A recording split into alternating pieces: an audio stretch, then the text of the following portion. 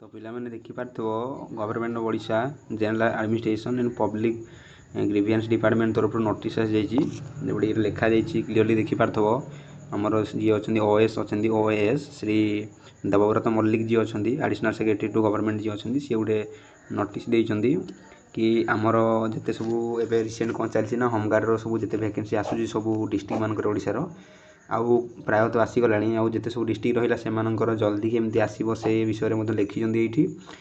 आगू जो आम आसबार ओआईएसएफ एंड सिविल कन्स्टेबल जो आसबार डिस्ट्रिक्ट कन्स्टेबल तार जल्दी रिक्वायरमेंट प्रोसेस नापी आगू आने जल्दी आम नोटिफिकेशन बाहर ऑफिशियली एठे सी लिखिं तो ये देख ओडिशा पुलिस रिक्रुटमेंट बोर्ड को सी लिखिं Odisha police state selection board को लिखिं समस्त को सी नोटिस कर सब्जेक्ट देखते देखूँ कि submission of requirement calendar and status of requirement of all pending requisition मान जिते सब आउ जिते सब पोस्ट रही जाता आगुरी तुम जानवा पाई जमी आम आसबार ओआईएसएफ डिस्ट्रिक्ट कन्स्टेबल आउ जेल वार्डर जिते सब पोस्ट आसबार सब सबको मैंने केमती जल्दी जल्दी कंडक्ट कर जल्दी जल्दी पब्लिश करेंगे से सब रिक्वायरमेंट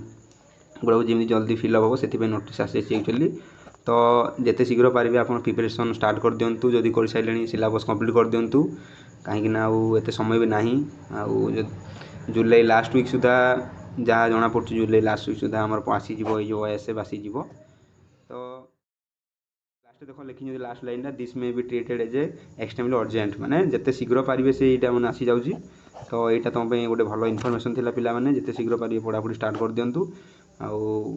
ये चैनल को सब्सक्राइब कर रखु जदि किसी भी नोटिफिकेशन आसी जहाँ भी आसी सागे सागे आपको अपडेट करदेवी ठीक अच्छे रोज पे।